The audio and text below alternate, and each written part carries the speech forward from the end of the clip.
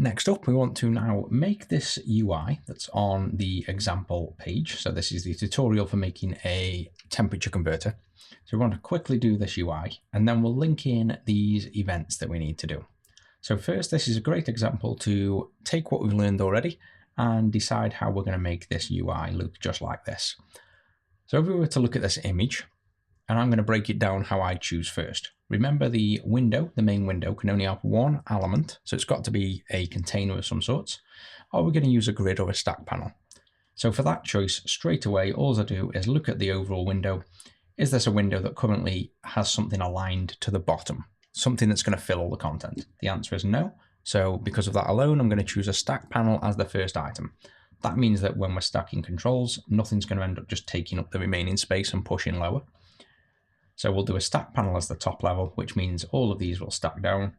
This can be one control. This is now two controls, but you'll notice we have a classic form entry style with a label on the left, item on the right, and we want them to be in line. So whenever you see multiple rows of items that need to stay in line, I'd recommend here either a grid or your view model control in the background having a specific property to make sure the widths of these things match up. So in this instance, we'll probably just use a little mini grid here, or for how simple the application is, if you want to keep it clean, we'll just specify a stack panel that's horizontal with a width where we keep them in sync because there's only two items. So there's two ways of doing this. The grid is the correct way. The stack panel is the nice, quick and easy way.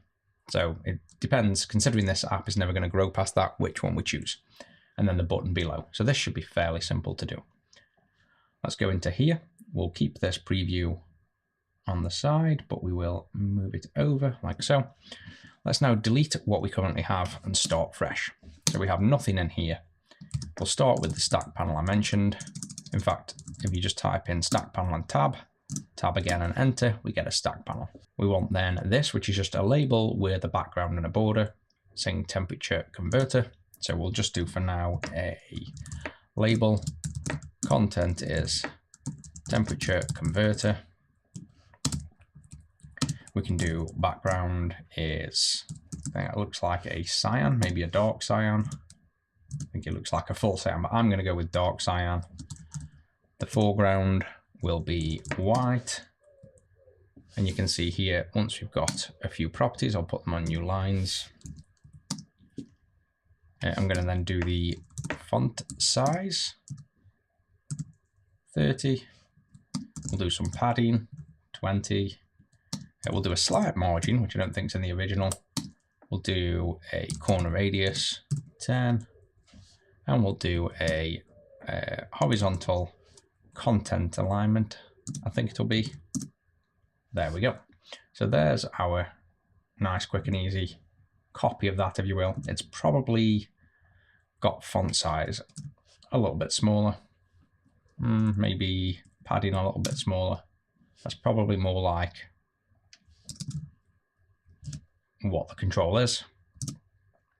Maybe that's up by 5. There we go. That'll do. We're not too fussed.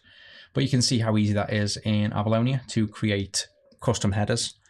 All this could be moved into styles and view models, and we could take things further. But when you're fleshing out a small application, don't waste your time doing stuff like that. It's technically, you don't want to repeat values and hard code things, but you also don't want to waste time on small applications doing things that you don't need to. So we're going to leave this exactly as is. One thing I would typically do here is comment. So I'd say header.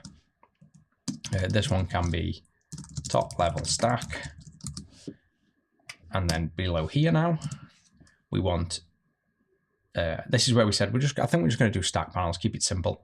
Celsius and a text box, Fahrenheit and a text box. So what we will do here is an inner stack panel.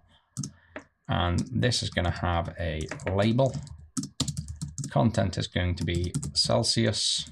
If I spell that right, Celsius, there we go. And then we are going to have a text box. Yep. And its content is currently not bound to anything because we haven't updated the view model yet. So that's just going to be nothing. You'll notice in the preview here, though, we need to change the orientation of the stack panel to horizontal. And we're not going to bother with, in fact, we'll do a little bit of spacing to match this margin of 5 here. because, yes, and we might put it here. So we might do a spacing of 5 there to match, and a spacing of 5 here to match there. And we also want a margin of 5 to nudge it in. So there we go, that's okay. And I think, to be honest, the temperature converter's a little bit large, and the width probably wants to be 300 maybe. There we go. And now the only thing on this, the text box, let's set the width to 50, 150, 100. Yeah, 100 I think is fine. And this would then be the Celsius. Oh, I keep spelling it with a C. I don't know why I want to keep doing that. And then this is where I'm mentioning, because if we were to now copy and paste this, like so, and type in Fahrenheit. What have I missed? I think there's a H. There we go. And then we change this to Fahrenheit.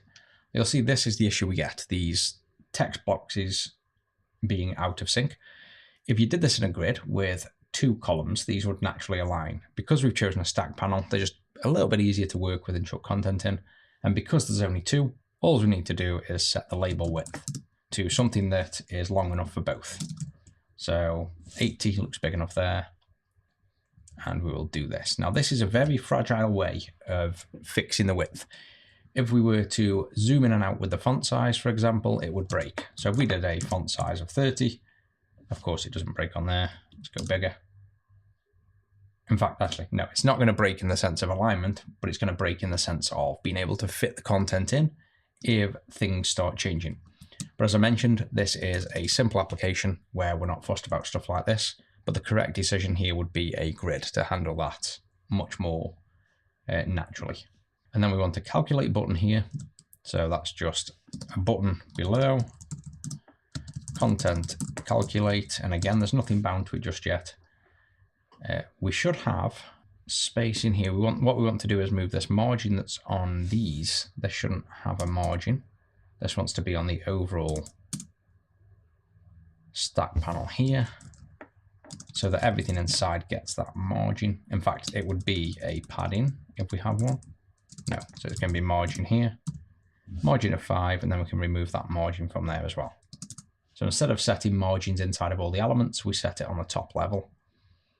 And now the calculate button on the application is center aligned. We're kind of mixing left aligned with center aligned, so I'm not a fan of that. So I'm probably just going to leave it. In fact, it might even look better being right aligned. No, looks bad in all situations.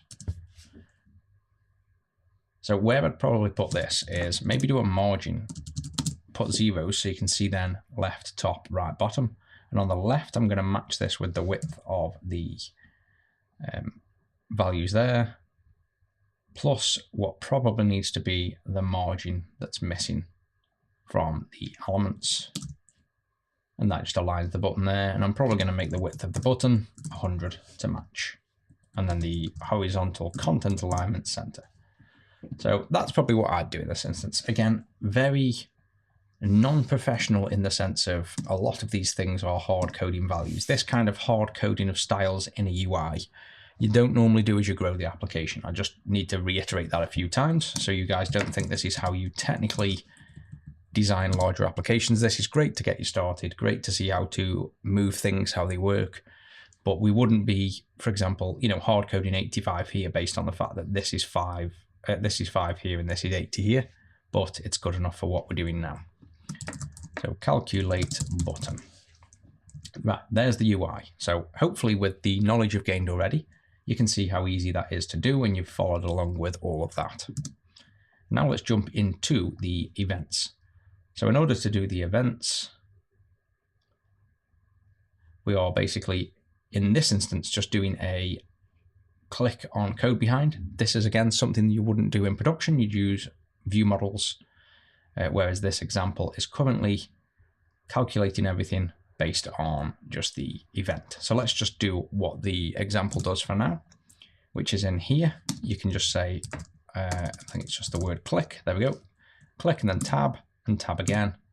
And it will auto generate this in the background main window. And in here then, we have an example where we're just doing Debug.WriteLine. And we can just say hello world for now. And this is your standard way that you'd normally do it in most other UI applications. Before MVVM come along, this was completely standard to have lots of code in the code behind of the view. This is something you will decouple going forward, but for now, this is kind of the convention. If we then open up this debug window, press F5, we should be able to then bring this back over, monitor this debug window here. There's our nice application. Click the button, and we don't see anything here. But if we put a breakpoint on and click, you'll see we're hitting this. So we know it's running, and we know that we are just missing the visual here. So you can see if you go to this debug, we're on threads. I believe we're in console by default, and you can see it's actually this debug output here. So there's the debug output window that we're interested in. Clicking this now, you can see we're getting the hello world down here. So that's where the Debug.WriteLine comes from. If we change this to Console.WriteLine and we spin up the application again, you will see then it will go into this console, which is just a different logging window. You can do console, debug, various other ways of logging. So now if I click this, you can see it now goes into the console window, not the debug.